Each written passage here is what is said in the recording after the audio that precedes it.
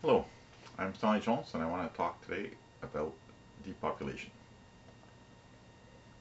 You may have seen in some movies, you have a madman trying to eliminate large portions of the global population because the globe is overpopulated, and then you have some superhero or somebody who comes and stops them, and just in the nick of time at the end of the movie,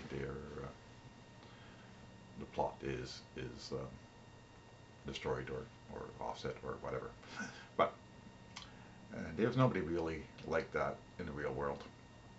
Well, I shouldn't say that. It's not likely, and if there was somebody like that, um, they would likely be stopped by some of the world governments. So depopulation is not really about that. Um, Depopulation is really about the concept that we cannot sustain 8 billion people we currently have on the globe in a lifestyle that most of us want. And the global population is set to reach 10 billion in the not too distant future. If we can't sustain 8 billion in a lifestyle we would want, you certainly can't sustain 10 billion people in that lifestyle.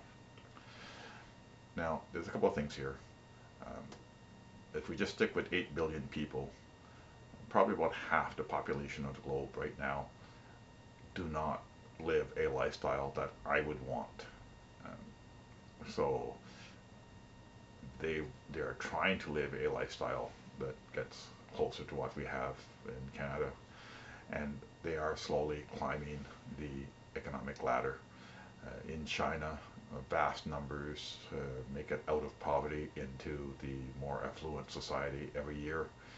There is a perception that if that rate was to be reduced or eliminated, that there would be revolt among the citizens and the government would be overthrown. The government is keenly aware of this.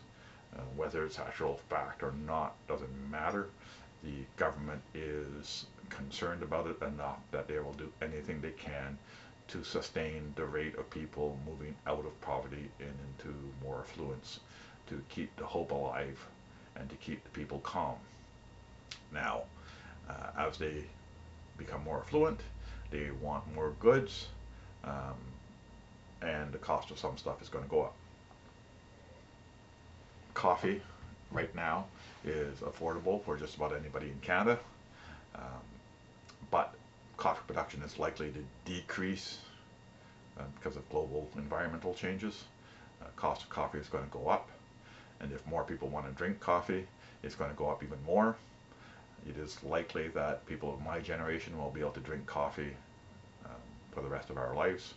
It is likely that some of the younger generations will not be able to afford coffee on a regular basis the way we have. Now, that is neither good nor bad. They may enjoy a different drink, in which case they will drink whatever it is they drink and they'll be happy drinking it. If they like coffee, they may have to make sacrifices in order to be able to afford their coffee. And again, there may be ways of prolonging that, but for the most part, the assumption is that coffee will become more exclusive. The elites will always be able to afford coffee because even if it have to have special greenhouses in some remote location to produce coffee just for the elites, that will happen if they want it.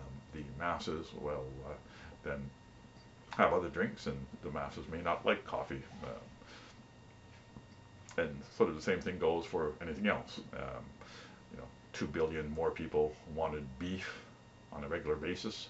The cost of beef would increase drastically, and people in Canada would probably not be able to eat as much beef as we currently do. So it is an issue that we have to address. It doesn't mean that we can't have a lifestyle that people enjoy while still maintaining the globe. And there's no reason why that shouldn't be achieved. I don't know what that lifestyle is. I probably won't be around to see it. But there is no reason why we can't have a lifestyle that people enjoy and yet does not destroy the planet. and then you could probably have the vast majority of the population of the planet living in a comfortable lifestyle, and have a few at the top that are living the extreme, and a few at the bottom who are living in need. Um, but you don't want to have a situation where you have a significant portion living in extreme, maybe 10% of the population living a life of excess, and then 90% of the population living in poverty and struggling. That would not be a good scenario. That is the scenario that you may end up with if we don't make the right choices in the next few decades.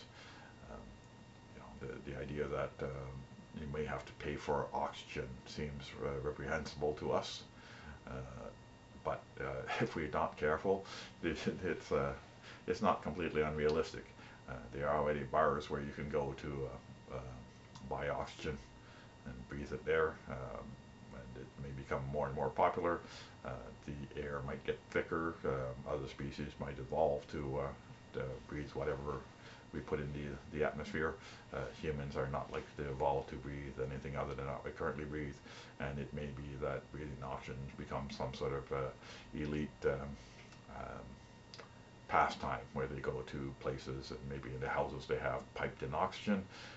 It seems unlikely, but it is possible, and the elite would not really suffer that much from it. It is the masses that would suffer. The elite are not really worried about global population in how it would affect their lifestyle, because it basically won't affect their lifestyle. The masses are the ones who will be affected by lifestyle changes imposed by large numbers of the population trying to climb the social economic ladder and trying to live a lifestyle that we take for granted. We cannot sit back and do nothing. We have to try and make sure that the future generations have the tools necessary to choose a lifestyle that will be both pleasant and will not be destroying the globe. We have to try and get ready. We have to take steps in that direction.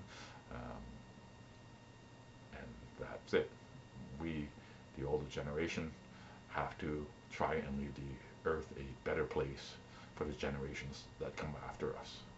We have to try and make sure that more people live a better lifestyle than we currently have.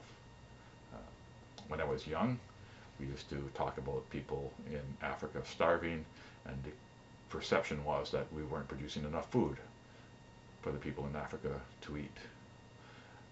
It's for at least the last few decades, we have been producing enough food for the entire population of the globe to eat. And then there was distribution. So the perception was that, well, okay, we're producing enough food for everybody to eat, but we don't have the distribution technology to get it to the people who need to eat it.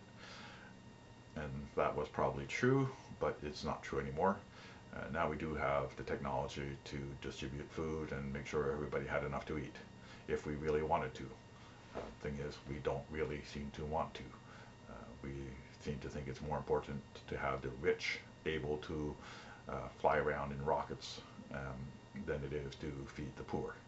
So as long as we consider that rich having rockets is more important than poor having food, we will continue to have that situation. But if we wanted to make a conscious decision and say that everybody should be able to eat regardless, then globally we could make that happen. And if a couple of rich people had to curtail their rocket ships, it might not be such a bad price to pay. But it has to be a global decision, and we are going to have to make some tough decisions going forward. So anyway, I hope you got a little bit out of this.